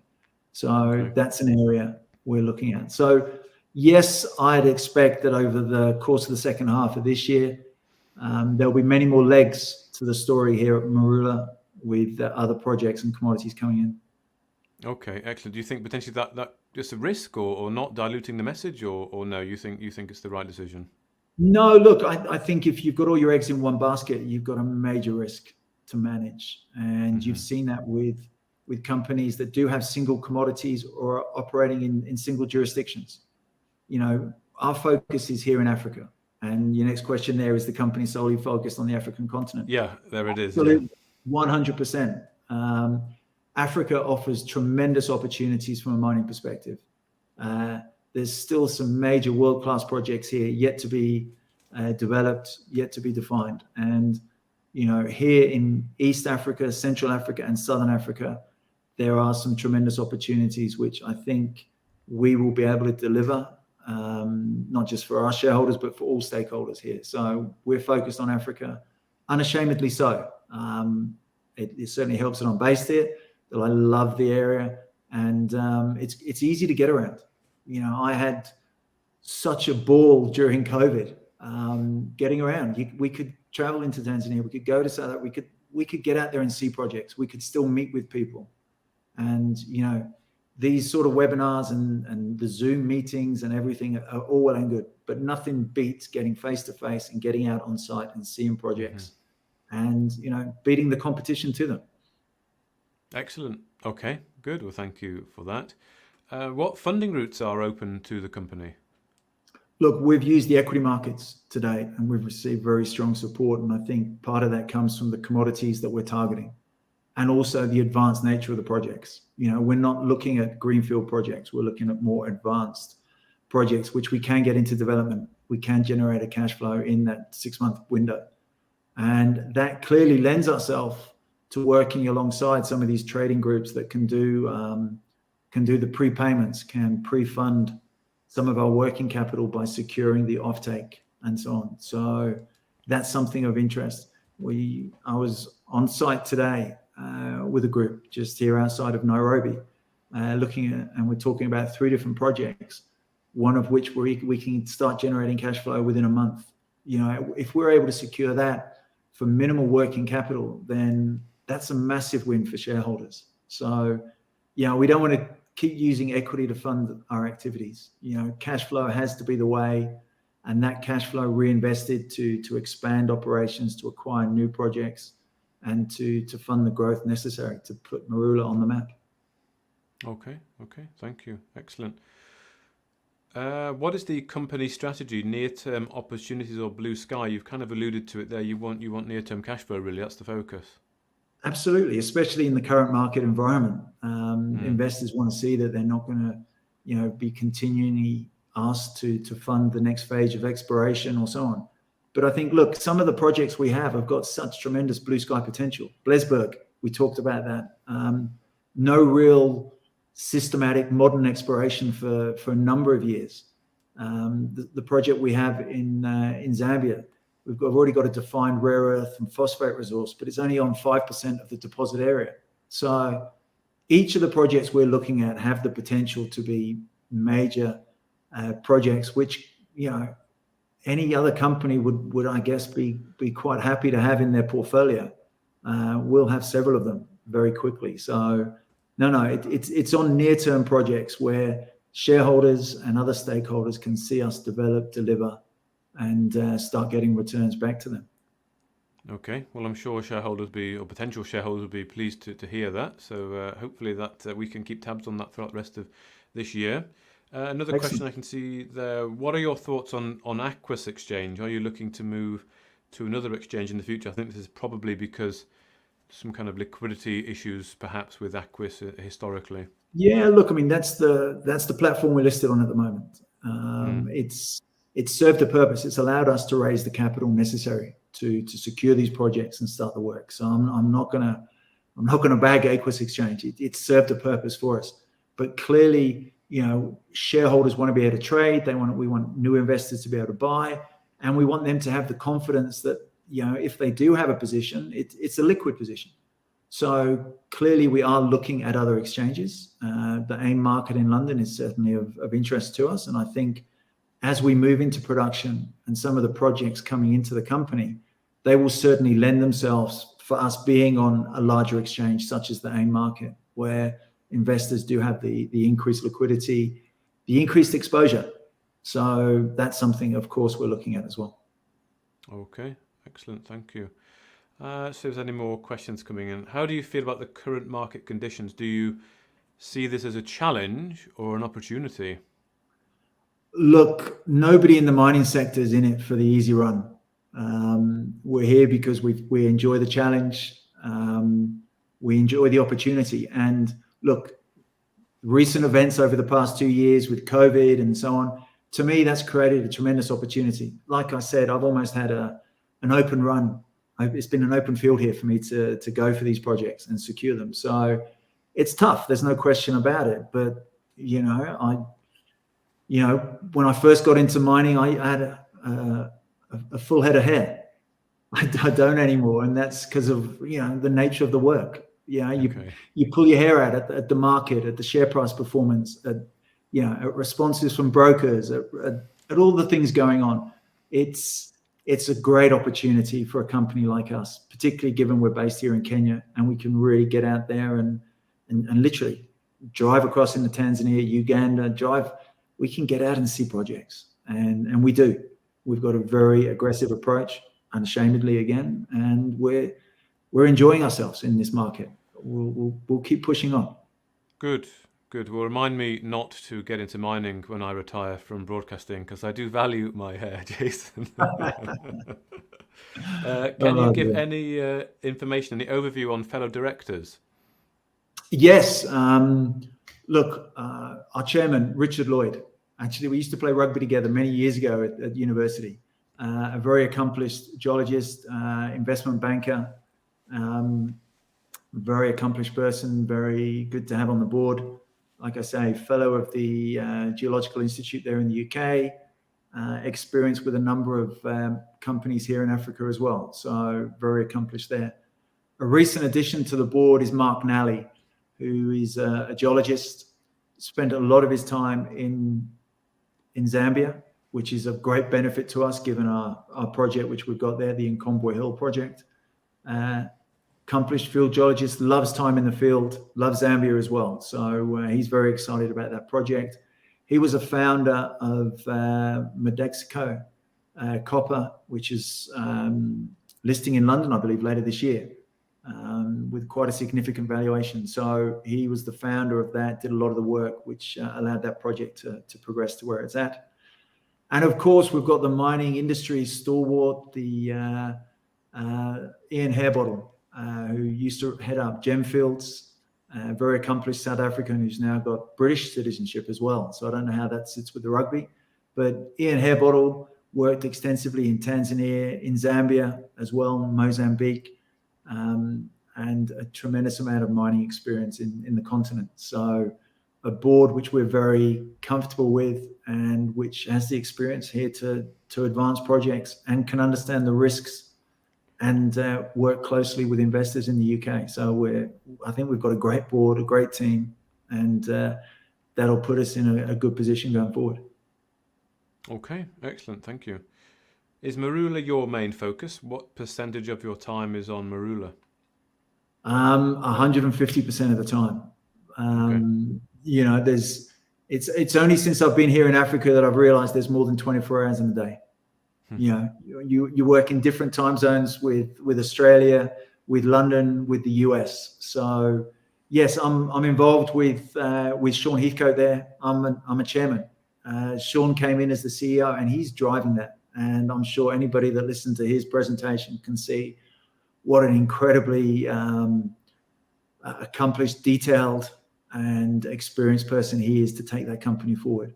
I'm there as a board director, as a chairman of that company, but he's got the reins of that company. I'm sitting in the background there. My focus is Marula, and I'd hope that shareholders can see that, the past 3 months, securing 2 projects, raising funding, getting the management team going, and getting activities happening on site for both. demonstrates where my focus is. So yeah, it's a company I've very quickly fallen in love with, put it that way. Okay, fantastic. I also believe that you also played rugby with Sean. He was telling me earlier that you have a long history. Yeah, there's a few rugby connections. Rugby's a great sport. It's about team. It's about team, exactly. It is. Yeah. And even though Sean never really passed the ball out to me on the wing, we're still good friends. So good. That's the main thing. Sean's a great bloke, and I'm very happy that he's taken up that role at Neo Energy.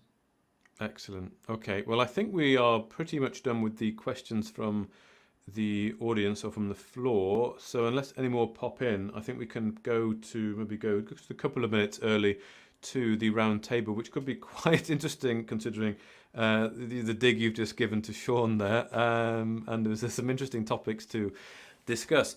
But let's bring everyone in. So let's bring in Sean and Stephen into the mix, if we can, please. And welcome back. Welcome back, everyone. So, yes, we're going to have a bit of a roundtable discussion. We've got 3 points to cover here.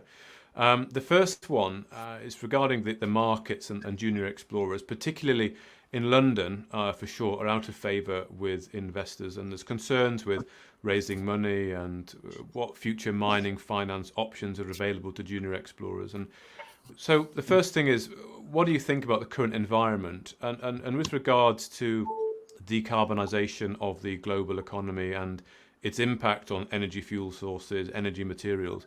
Do you think the result in demand for such commodities will cause a sector boom in general? So where do you think we sit now at the moment with regards to financing in the markets, particularly, let's say, in London, because that's where most of our audience are? And then with regards to the decarbonisation, do you see that as a catalyst for what could be a huge boom in this space? So Sean, let me come to you first on that.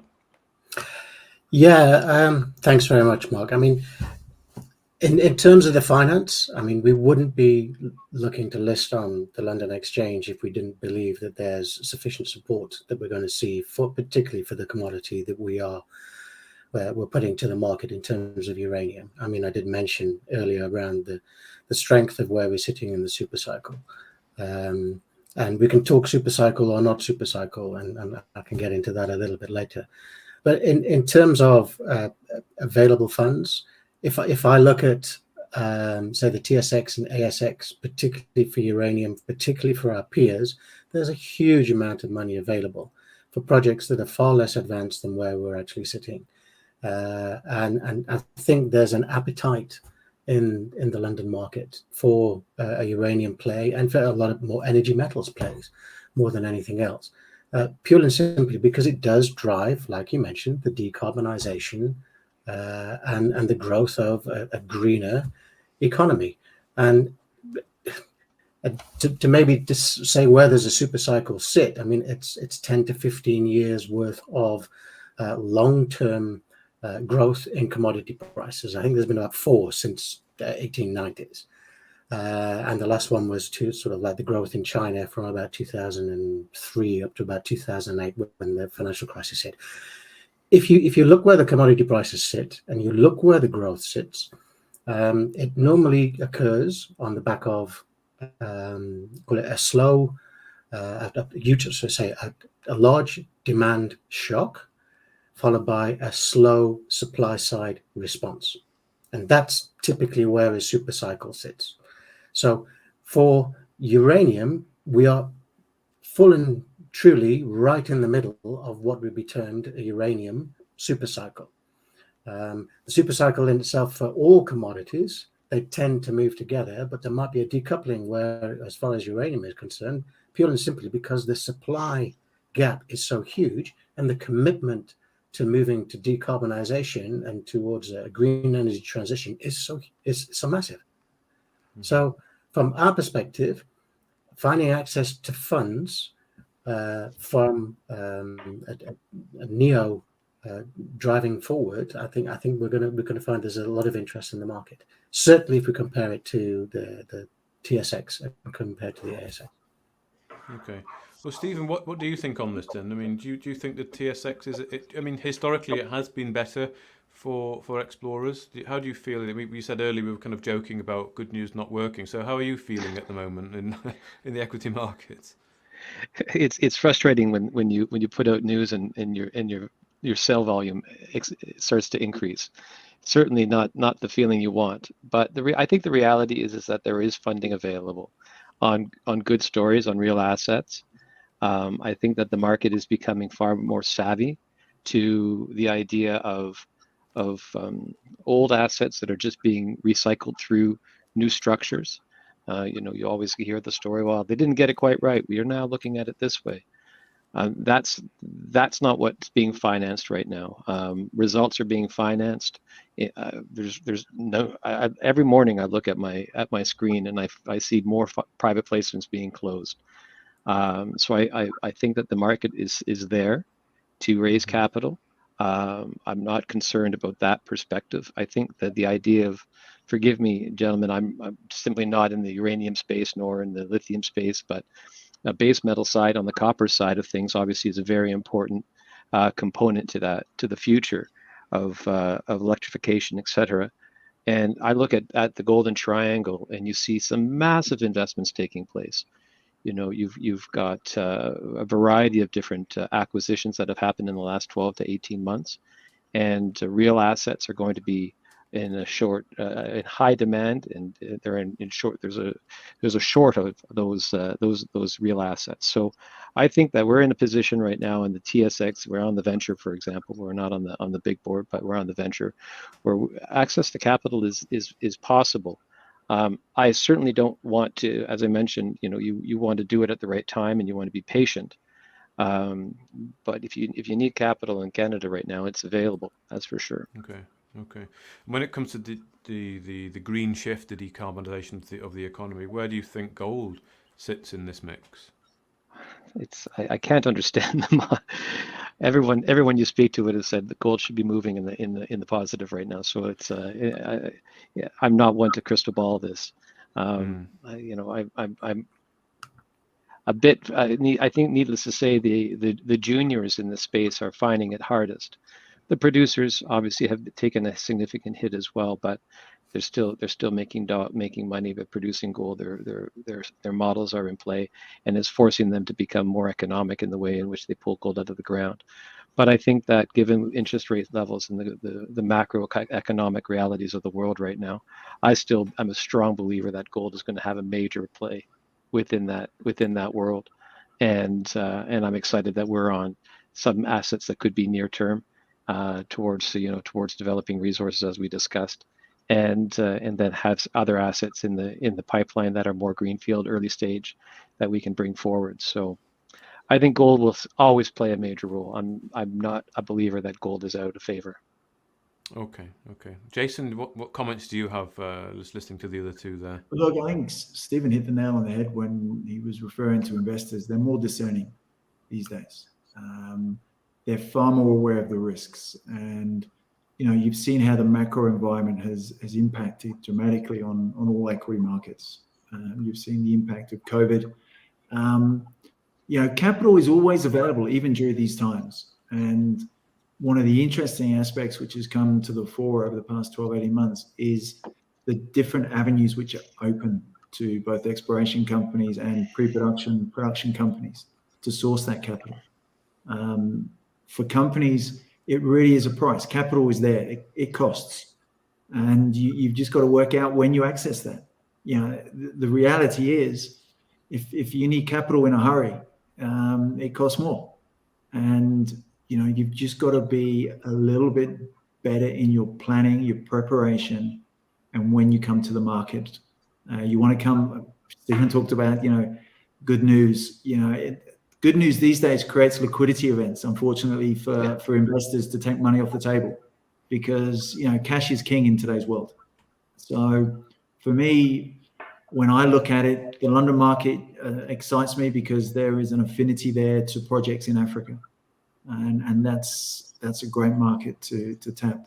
It's also a market which I think has a number of funds which are putting in significant capital into some of these projects in jurisdictions which we're looking to operate in. You've seen ASX listed Orion that are redeveloping the Prisca mine there in the Northern Cape as well. And they did a very smart streaming deal on their precious metals. Yeah, nobody really cares about their precious metals. It's the base metals they're producing. They then had to do an equity raise on the back of that.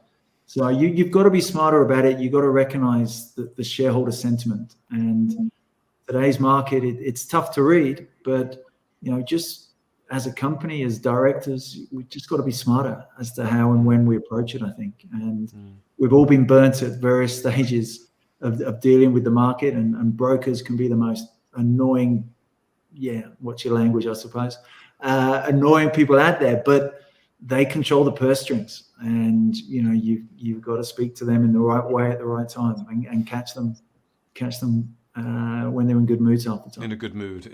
Yeah. So Yeah. generally, I was going to say, catching London brokers in a good mood in 40-degree temperatures isn't probably the best time, but we'll see.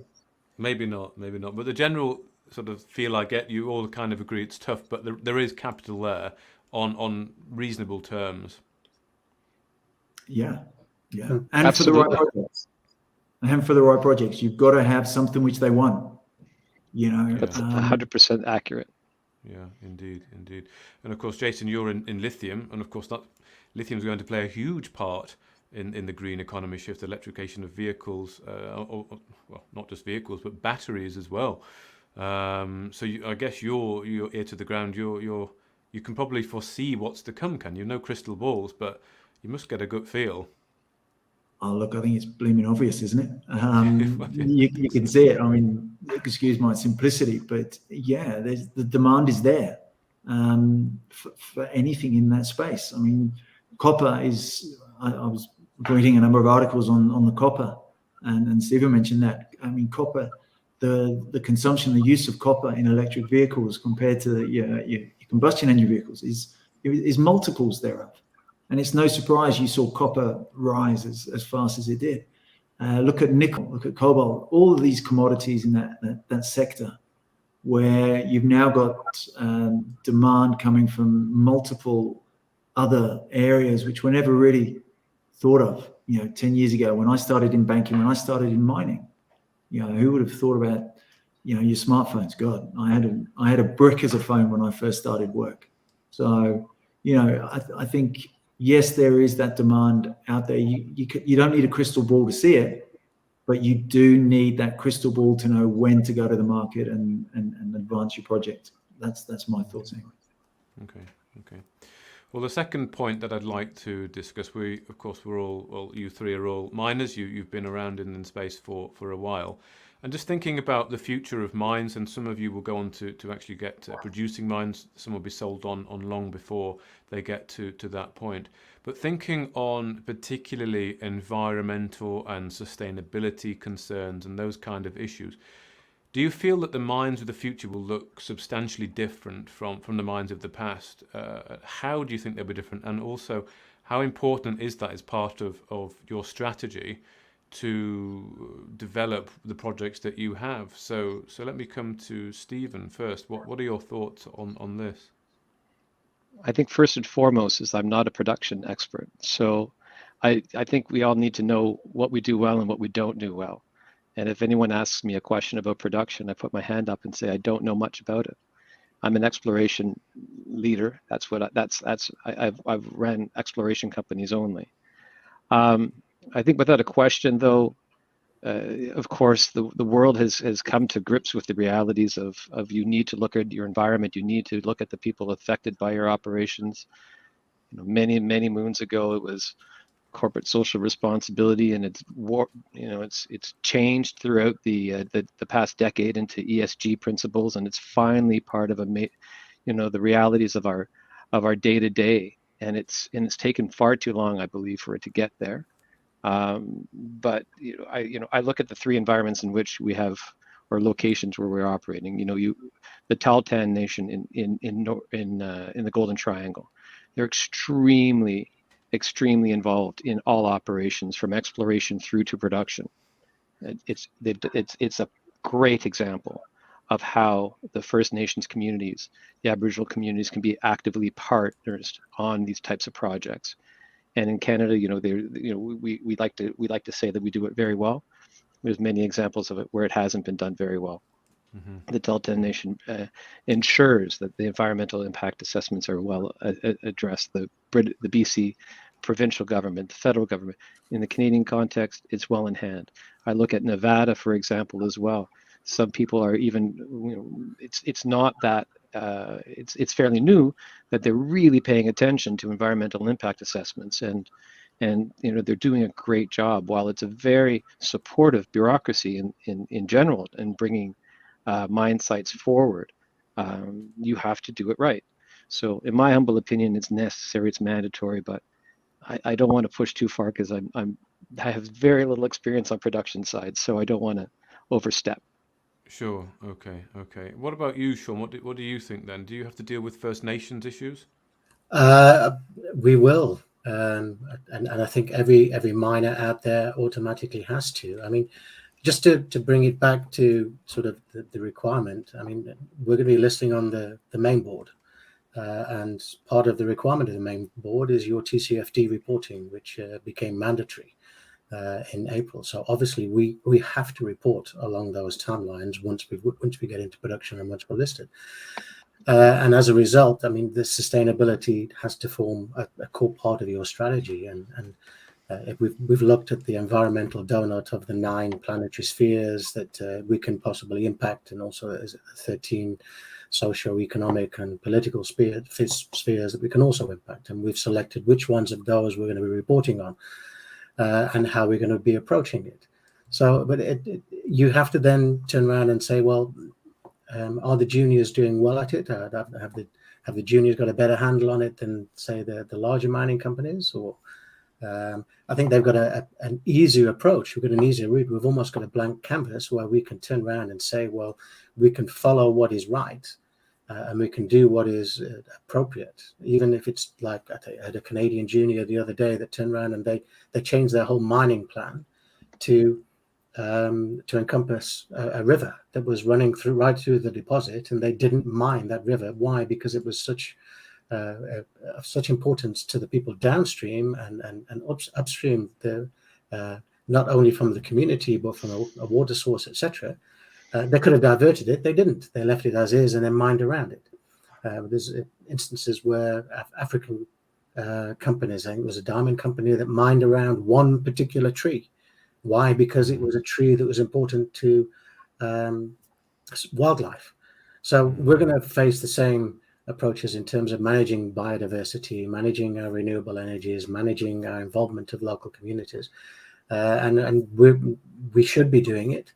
And doing it within the realms of what is both sustainable but economically viable. I mean, there's an appetite out there for certain investors to say, well, we are impact investors, and we will invest in projects that actually follow those criteria, and will pay more to invest in those projects, knowing full well that they're going to cost more to achieve that.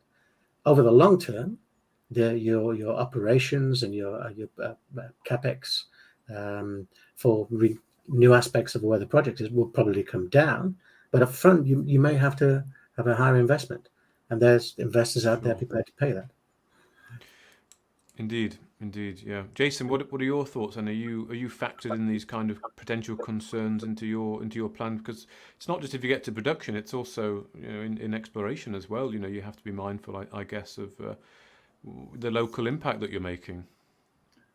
You do, and I think one of the things here in Africa is that you're probably more actively engaged with your communities and your stakeholders because of the very immediate impact that you have on them in terms of employment, in terms of education, in terms of infrastructure. A mining exploration company, mining development company turning up in some of the remote areas here in Kenya, in Tanzania, in Zambia. The impact that has immediately on communities is tremendous, and it has to be managed. And in the past, we all know of some terrible examples where it's been appallingly managed. Today, I think we're all far more aware, far more educated of the need to engage and work with the communities which you employ, the communities which you employ one person here in Africa and he's supporting a family, not just his immediate family, his extended family of 10, 20 people. So the impact you have is significant, and you have to manage that. You have to be aware of it, and you have to try and understand it. And it takes time. It takes a lot of resources, no question about it. And it's certainly changed the way I think people are actually operating here now. So it's a positive thing. It is. And, I'm very proud of the way that we're going about things here in East Africa and Central and Southern Africa. I think there's a lot of work to go. Don't get me wrong. And there's some horror stories, but I think management today, directors today, have the right intent. And, investors are demanding more of it. And I think that's obviously influencing decisions, which is a good thing. Okay, excellent. Thank you for that. Well, let me just bring us on to the last discussion point then. It's regards in inflation. Of course, we are in a high inflation environment, whether it's peaked or not, whether it's going to stay high and slowly come down, it's probably more likely to happen. But there's no doubt that inflation is here, that the Federal Reserve probably aren't going to change their course in the near term. So let's just think about the impact of inflation on commodity prices and development of such projects. Now, of course, gold is the ultimate inflation hedge. So I'm sure Stephen, you'll have some things to say on that, but I'll leave you for now. Let me start with Jason this time. What do you think in terms of the inflation environment for commodity prices then, and developing these projects? Look, it's another challenge we have to face, and we have to try and accommodate in terms of how we, secure financing, how we look to develop projects. Gone are the days of being able to go out there and, raise those hundreds of millions of dollars to build these tremendous operations. You've got to be more circumspect. You've got to be more discerning as to how you do it. Clearly, you've seen commodities react to the environment, the inflationary environment we have, and there's the positives and negatives from all of this. To me, I think, look, you try and control what you can. You can employ the most educated of economists, and we've all had it. In terms of judging where the commodity prices are going, where your interest rates are going. Nobody ever gets it right. So you've just got to put your head down, in my opinion, and focus on what you can control and what you can do. And the way you can control it as a mining company, you manage your costs, you manage your development capital. You have to be a little bit more conservative in today's environment, no question about it. Things take longer, things cost more, and when you need that capital most, it's more expensive. So yes, those macro conditions will continue to influence us in a big way, and the market. But my mantra, I guess, is control what I can and focus on that. Okay, that's a good mantra. Yeah, that's all you can do, really. So, Stephen, what do you think then? Of course, gold being the ultimate inflation hedge, what's going to happen with regards to the price of gold in your project? It's going to continue to go up, I believe. That's all I need to say. I do think that the gold price is. I think it's reacting in a way that's surprising all of us right now. It doesn't seem to be rhyme or reason based on historic. If you take an historic look at approach at inflationary times, what the price of gold should be doing and what we're seeing today. But I think on the long term, I think gold is going to remain a vital part of anybody's portfolio. And I think that the future for gold exploration through to gold development companies is strong. I think the market is probably sold off far too aggressively as a whole. And I think that's just a matter of time before it corrects itself. But when it does correct itself, it's going to be those companies that have assets of merit, assets that can be proven and shown to have potential, more so than a story told. I think that's really what it comes down to. But as far as inflationary impacts on the price of gold are concerned, I do believe the price is bound to improve and continue to do so over the long term. It's not a short-term play. So it doesn't concern you, more excites you maybe. Well, absolutely. And then I think to the point made earlier is, that yes, inflation's affecting producers. My cost per meter on drilling is, if it goes up or down 20%, it's important to pay attention to it. But my inflationary costs are not as impactful to my day-to-day as a production model would be, in my humble opinion.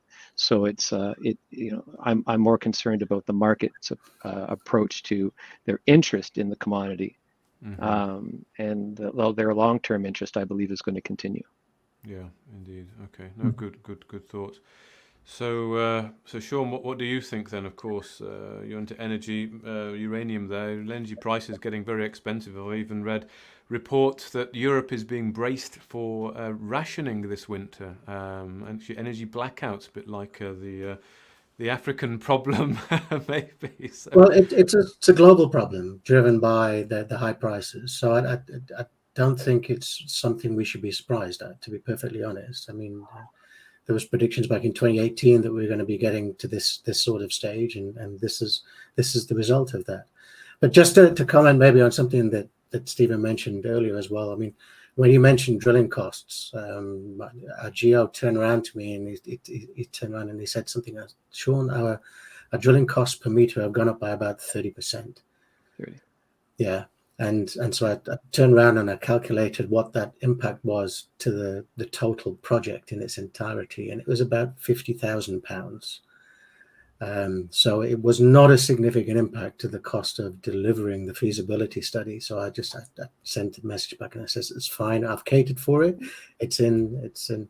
It's basically covered in the measures of where we're sitting. So, but if you look at inflation as a whole, obviously, as commodity prices go up, then your production costs go up, and then ultimately that gets transferred to consumers, and then obviously you get a reduction in demand as the consumers have got less ability to pay for it. So, in essence, it's a self-correcting criteria, and really what you've got to look at is what is the value and underlying value of your assets.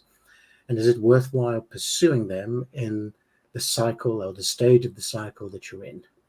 Now, we're in probably, I'd say, we're about 2 years into where the super cycle sits. And certainly for a long-term perspective of where the uranium cycle sits, I don't see inflation having a significant impact on moving our project forward. Why? Purely and simply because it's going to be a modular design. It's going to be an approach on a much smaller scale than, say, the very large projects that the likes of Robert Friedland and others are chasing, where you're going to get a significant impact. Even Paladin turned around and they said they've got their impact of inflation on their $117 million increase of their $200 million investment. The impact of inflation was only $13 million. The bulk of it was the fact that they were trying to pull in projects that would give them energy security and or infrastructure security going forward. So you have to invest when the time is right for an investment, take the last super cycle. A lot of the majors acquired businesses at the top of the cycle, paid a lot of money for it, and then they're still now paying off that while having to restructure their balance sheets in terms of their equity to try and cover that debt. And so right now, the guys are going to be hanging back behind the curve and not investing as much, which means that the supply gap is going to remain the same, which means that the commodity prices are going to stay higher for longer. So inflation, we're going to have to live with it, and we're going to have to manage the costs. I mean, to support Jason, I only stress about things I can control. I do not stress about things I can't control. Mm-hmm. And I can't control inflation. No, not even the Federal Reserve can control inflation, I don't think, or the Bank of England. Final thoughts, just guys, quickly. How are you feeling about the sector and what's to come? Very quickly, Jason. What? How are you feeling? I'm feeling fine. I'm fine.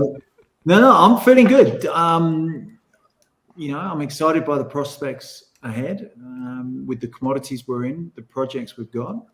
And I think, you only learn in tough times, and it brings out it almost brings out the best of you. I think that's it. And you've got to try that a little bit harder. You got to compete that bit better. And I think that's what the market's asking for now. It's almost, this is the times when you see those that really want to try hard. And, you know, in mining, you know, if you're not going to do it, then just go and work in a bar or something. You know, it's focus on the times. And I think, look, I'm excited. I think there's some good projects out there. And I think you'll see some, not just with what we're doing, there's some companies which are really doing well. And you've got to applaud the approach that those directors and those management teams are taking. You know, they've knuckled down. They've cut back on the corporate excesses, and they've focused on their core businesses. And you know, that's a message to all of us. I think just get on with it, deliver, and keep working hard. Okay, so you're feeling excited up for the challenge, Sean. How about you? My old maybe I should ask you actually, is Jason up for the challenge? You've played rugby with him. Does he have it in him? Listen, I can't deny I didn't pass to him as frequently as I should have passed to him. Okay, it was just quite simple, because he just couldn't keep up. That's all it was. However, where am I feeling right now? Okay, in essence, you're the sum of your experiences, and that's what I always tell anyone that works for me, with me, alongside me. Okay, and if your experiences have brought you to the point where you can face the challenges that we are facing at the minute, but I think they're more as opportunities than real challenges. I mean, the opportunity that we're sitting in right now to shape the decarbonization of the planet, to actually move forward in a positive fashion and leave the world a better place for our kids. It's just unbelievable. And you can just have to be able to convince people to come along with you for the ride, because it's going to be a rocket launch as far as I'm concerned. I'm feeling very bullish. Excellent. Okay. Stephen, I'll give you the final words. Well, I echo all of the sentiments presented just now. I think we're at the beginning of an extraordinary cycle. I think the market has oversold. I think it'll level out. Yes, it's frustrating, and you pull your hair out and everything else that goes along with these tough months, but I think there will be an end in sight.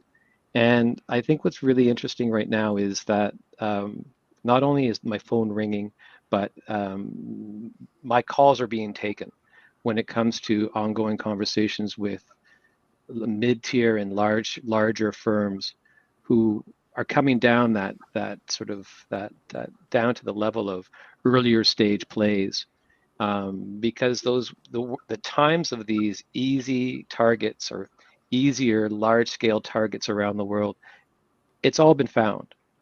There's a reality now that the majors have to come down that food chain and start looking at smaller scale, potentially smaller projects. And I think that's a huge opportunity for us. I think at the end of the day, whether you're dealing with a Newmont as your neighbor, a Teck as your neighbor, or just in the environments where these heads of corporate development are actively looking at, in Nevada, every single major has a team looking for new assets. And the fact that, you know, I brought Kincaid into the fray for us in November of this past year, it really shook some heads, and they were like, well, how did you do that? I've got a team of 12 geologists looking for projects like that, and you've just picked this up from underneath our nose. The reality is that they're paying attention. I think the junior market is going to turn around. I think that the commodity prices are going to continue or are going to improve, and I'm very excited by the future for both Romios, my colleagues' companies, and the industry as a whole, and the market as a whole. Excellent. Okay. Well, gentlemen, thank you all very much for your time this evening or afternoon, morning, wherever you are in this very particularly warm afternoon. Thank you very much for your time. Sean Heathcote, the CEO of Neo Energy Metals, Stephen Burega, the CEO of Romios Gold, and Jason Brewer, the CEO of Marula Mining. Thank you all very much for your time this evening. I hope we can be talking again soon on StockBox. But from all of us here at StockBox, thank you everyone for watching us this evening, and have a good night. Thank you so much. Thank you. Thanks, Mark. Appreciate it. If you enjoyed this interview, then give us a thumbs up, a like or a retweet. Subscribe to us on YouTube or follow us on Twitter, and hit that notification bell to be the first to know when we release new content. There's loads of great content on our website too, across all our programmes at stockboxmedia.com. Thank you for watching.